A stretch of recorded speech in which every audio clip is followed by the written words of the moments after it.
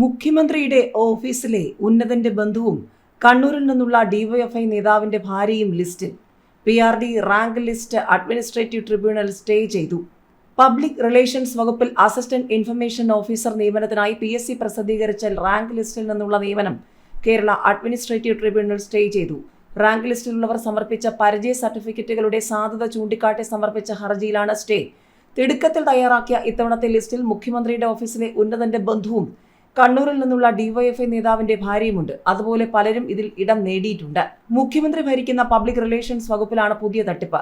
രാഷ്ട്രീയ ശുപാർശയിൽ PRDയുടെ എംപാനൽമെന്റ് ലിസ്റ്റിൽ കയറിപ്പറ്റിയ പ്രാദേശിക വാർത്താ ശേഖരണത്തിനുള്ള പ്രിസം പദ്ധതിക്കാരെ താൽക്കാലിക ജീവനക്കാരെന്ന പരിചയ സർട്ടിഫിക്കറ്റ് നൽകിയാണ് PRD പരീക്ഷയ്ക്ക് യോഗ്യരാക്കിയത്. ഇങ്ങനെ സർട്ടിഫിക്കറ്റ് നൽകാൻ സർക്കാർ ഉത്തരവിട്ടിരുന്നു. സർട്ടിഫിക്കറ്റുകളുടെ നിയമസാധുതയാണ് ട്രിബ്യൂണലിൽ ചോദ്യം ചെയ്യപ്പെട്ടത്. തൊട്ടു മുൻപുള്ള റാങ്ക് ലിസ്റ്റിന്റെ കാലാവധി 2024 ജൂണിലാണ് അവസാനിച്ചത്. എന്നാൽ ഈ റാങ്ക് ലിസ്റ്റിൽ നിന്നുള്ള നിയമന നടപടി പൂർത്തിയാകും മുൻപ് ഒരു വേക്കൻസി പോലും റിപ്പോർട്ട് ചെയ്യാതെ തന്നെ 2023 ഡിസംബർ 30 പുതിയ അപേക്ഷ ക്ഷണിച്ചു. PRDയുടെ പ്രതിനിധികളില്ലാതെ PSC ഇന്റർവ്യൂ നടത്തി. 2026 ഫെബ്രുവരി 25 ലിസ്റ്റ് തയ്യാറായി. സാധാരണഗതിയിൽ 4-5 വർഷം എടുക്കാറുള്ള പ്രക്രിയയ്ക്ക് ഭരണം തീരും മുൻപ് വേണ്ടി വന്നത് 1 വർഷവും 2 മാസവും മാത്രമാണ്. ഇതിൽ അസ്വാഭാവികത ചൂണ്ടിക്കാട്ടി സമർപ്പിച്ച ഹർജിയിലാണ് അഡ്മിനിസ്ട്രേറ്റീവ് ട്രിബ്യൂണലിന്റെ സ്റ്റേ. സത്യത്തെ ഇരുട്ടുകൊണ്ട് മറയ്ക്കരുത്. ബാങ്ക് രേഖകൾ പുറത്തുവിട്ട കുഞ്ഞികൃഷ്ണൻ. ധനരാജ് രക്തസാക്ഷി ഫണ്ടിൽ തിരിമറി നടത്തിയെന്ന ആരോപണത്തെ സാധൂകരിക്കുന്ന കൂടുതൽ രേഖകൾ പുറത്തുവിട്ട് കണ്ണൂർ പയ്യന്നൂരിലെ UDF സ്വതന്ത്ര സ്ഥാനാർത്ഥി V കുഞ്ഞികൃഷ്ണൻ സമൂഹ മാധ്യമത്തിലൂടെ ബാങ്ക് രേഖകൾ പുറത്തുവിടുകയായിരുന്നു. കഴിഞ്ഞ ദിവസവും തിരിമറി നടത്തിയതിന്റെ തെളിവെന്ന് ആരോപിച്ച് ബാങ്ക് രേഖകൾ പുറത്തുവിട്ടിരുന്നു. കുഞ്ഞികൃഷ്ണന്റെ പുസ്തകത്തിൽ ആരോപിച്ച തിരിമറികളെ സാധൂകരിക്കുന്ന തരത്തിലുള്ള രേഖകളാണിത്. ഡിജിറ്റലായി രേഖപ്പെടുത്തപ്പെട്ട സൂര്യനെ പോലെ തിളങ്ങുന്ന തെളിവുകൾ ബാക്കിയിരിക്കെ എങ്ങനെയാണ് നിങ്ങൾക്ക് വാക്കുകൾ കൊണ്ട് പുകമറ സൃഷ്ടിച്ച് സത്യത്തെ മറച്ചുവെക്കാൻ കഴിയുകയെന്ന് കുഞ്ഞികൃഷ്ണൻ സമൂഹ മാധ്യമത്തിൽ കുറിച്ചു. രക്തസാക്ഷി ധനരാജിന്റെ പേരിൽ പിരിച്ച ഫണ്ടിൽ നിന്ന് 2016 നവംബർ 3 40 ലക്ഷം രൂപ പിൻവലിച്ച് വിവിധ അക്കൗണ്ടുകളിൽ സ്ഥിര നിക്ഷേപമാക്കി. പിന്നീട് 25 ലക്ഷം ധനരാജ് അക്കൗണ്ടിലേക്ക് മാറ്റിയെങ്കിലും 15 ലക്ഷം രൂപ പാർട്ടി ഏരിയ കമ്മിറ്റിയുടെ അക്കൗണ്ടിലേക്ക് മാറ്റി പിൻവലിക്കുകയാണ് ചെയ്തിട്ടുള്ളത്. രക്തസാക്ഷി ധനരാജിന്റെ പേരിലുള്ള അക്കൗണ്ട് നിലവിലിരിക്കെ 15 ലക്ഷം രൂപ എന്തിനാണ് ഏരിയ കമ്മിറ്റിയുടെ അക്കൗണ്ടിലേക്ക് മാറ്റി പിൻവലിച്ചത് എന്ന ചോദ്യത്തിന് മറുപടിയുണ്ടോ? ഇതെവിടെയും വരവ് ചെലവ് കണക്കിൽ ഉൾപ്പെട്ടിട്ടില്ല എന്നതല്ലേ വസ്തുത. 2 ലക്ഷം രൂപ KP മധുവിന്റെ വ്യക്തിഗത അക്കൗണ്ടിലേക്കാണ് മാറ്റിയത്. സത്യത്തെ നിങ്ങൾ ഇരുട്ടുകൊണ്ട് മറയ്ക്കാനാണ് ശ്രമിക്കുന്നതെങ്കിൽ ഇനിയും സംസാരിക്കുന്ന തെളിവുകൾ പുറത്തുവരും. ഒന്നുകൊണ്ടും നിങ്ങൾ ധൈര്യപ്പെടേണ്ട, പോരാട്ടം തുടരുമെന്നും V കുഞ്ഞികൃഷ്ണൻ കുറിച്ചു. പണം പിൻവലിച്ചതിന്റെ തീയതി ഉൾപ്പെടെ രേഖപ്പെടുത്തിയാണ് വിശദീകരണം. പണം പിൻവലിച്ചത് നോട്ട് നിരോധന കാലത്തല്ലെന്നും കുഞ്ഞികൃഷ്ണൻ അവകാശപ്പെട്ടു. അതേസമയം പണം പിൻവലിച്ചത് വ്യക്തിഗത ഉപയോഗത്തിനല്ല, പാർട്ടി ആവശ്യത്തിനായിരുന്നുവെന്നാണ് CPM വിശദീകരണം നൽകിയത്. പയ്യന്നൂർ ഏരിയ സെക്രട്ടറിയുടെ ചുമതല വഹിച്ച സമയത്ത് കുഞ്ഞികൃഷ്ണനും ഈ അക്കൗണ്ട് തന്നെയാണ് ഉപയോഗിച്ചിരുന്നത്. നോട്ട് നിരോധനത്തെ തുടർന്ന് വ്യത്യസ്ത അക്കൗണ്ട് വഴി പണം പിൻവലിക്കേണ്ടി വന്നിട്ടുണ്ടെന്നും പയ്യന്നൂർ ഏരിയ സെക്രട്ടറി നൽകിയ വിശദീകരണക്കുറിപ്പിൽ അറിയിച്ചിരുന്നു. ഭരണ തുടർച്ചയില്ല. സംസ്ഥാനത്ത് UDF മേൽക്കൈ. നേമത്തും കഴക്കൂട്ടത്തും BJP എന്ന പ്രമുഖ മാധ്യമങ്ങളുടെ സർവേ ചർച്ചയാവുകയാണ്. കേരളത്തിലും തമിഴ്നാട്ടിലും NDA സർക്കാർ ഉണ്ടാക്കുമെന്ന അവകാശവാദവുമായി BJP രംഗത്തുണ്ട്. ഇതിനിടയിലാണ് തിരുവനന്തപുരത്ത് 2 മണ്ഡലങ്ങളിൽ BJPക്ക് സാധ്യതയെന്ന സർവേകൾ ചർച്ചയാകുന്നത്. സംസ്ഥാനത്തെ നിയമസഭാ തിരഞ്ഞെടുപ്പിൽ UDF മുന്നിലെത്തുമെന്ന ഇലക്ഷൻ സർവേ. 69 മുതൽ 81 വരെ സീറ്റുകൾ UDF നേടിയേക്കാമെന്നാണ് പ്രവചനം. 57 മുതൽ 69 സീറ്റുകൾ വരെ ഇടതുമുന്നണിക്ക് ലഭിക്കാം. 1 മുതൽ 5 സീറ്റ് വരെയാണ് NDAക്ക് പ്രവചിക്കുന്നത്. 140 നിയമസഭാ മണ്ഡലങ്ങളിൽ 90,000-ഓളം സാമ്പിളുകൾ ഉപയോഗിച്ചാണ് സർവേ നടത്തിയത്.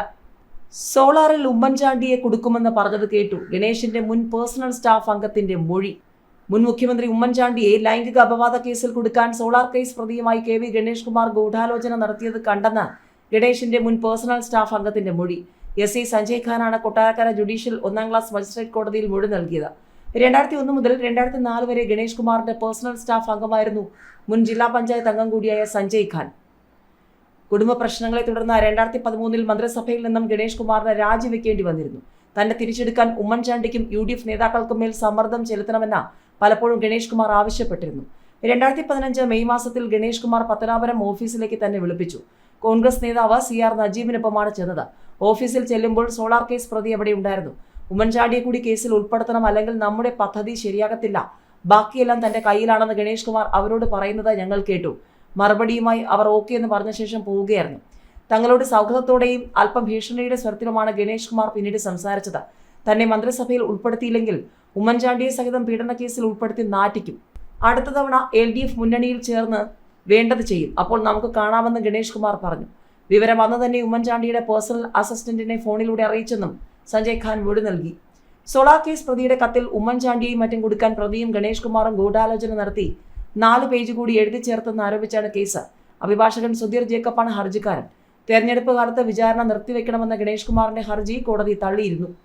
SDPI പിന്തുണ തേടിയിട്ടില്ല. വാർത്താ സമ്മേളനത്തിൽ ചിലർ സീൻ സൃഷ്ടിച്ചുവെന്ന് മുഖ്യമന്ത്രി പിണറായി വിജയൻ. SDPIയുടെ പിന്തുണ അഭ്യർത്ഥിച്ചിട്ടില്ലെന്നും അത്തരം വാർത്തകൾ അടിസ്ഥാനരഹിതമാണെന്നും മുഖ്യമന്ത്രി പിണറായി വിജയൻ. 2016 നേമത്ത് BJPക്ക് അക്കൗണ്ട് തുറക്കാനുള്ള സാഹചര്യമാണ് കോൺഗ്രസ് ഒരുക്കിയത്. സാധാരണ നിലയിൽ BJP ജയിക്കേണ്ട മണ്ഡലമായിരുന്നില്ല നേമം. 2021 BJPയുടെ അക്കൗണ്ട് പൂട്ടിക്കുമെന്ന് LDF പറഞ്ഞു.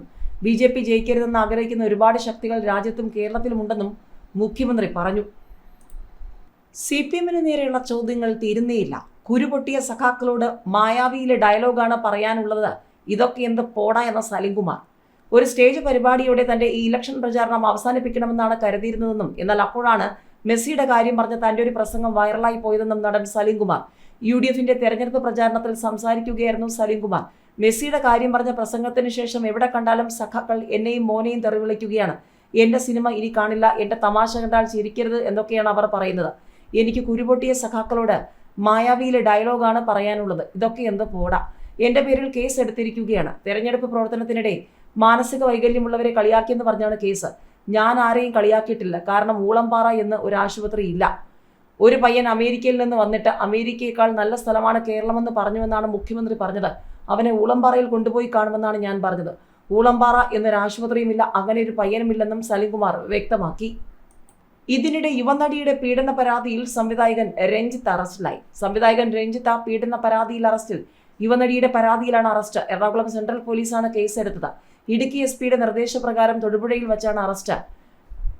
2 ദിവസം മുൻപ് നടിയുടെ രഹസ്യമൊഴി രേഖപ്പെടുത്തിയിരുന്നു. മൊഴിയിൽ കഴമ്പുണ്ടെന്ന് കണ്ടെത്തിയതിനെ തുടർന്നാണ് പോലീസ് അറസ്റ്റിലേക്ക് കടന്നത്. രഞ്ജിത്ത് ഇപ്പോൾ സംവിധാനം ചെയ്യുന്ന സിനിമയിൽ അഭിനയിക്കുന്ന നടിയാണ് പുതിയ പരാതിക്കാരി. നിലവിൽ ചിത്രീകരണം നടക്കുന്ന സിനിമ ലൊക്കേഷനിൽ വെച്ച് പീഡിപ്പിക്കാൻ ശ്രമിച്ചുവെന്നാണ് പരാതി. DGPക്കും മുൻ SITക്കുമാണ് നടി പരാതി നൽകിയത്. പരാതി സിറ്റി കമ്മീഷണർ കാളിരാജ് മഹേശ്വറിന് കൈമാറുകയായിരുന്നു. കേസെടുത്തതും തുടർ നടപടികളും അതീവ രഹസ്യമായിട്ടായിരുന്നു.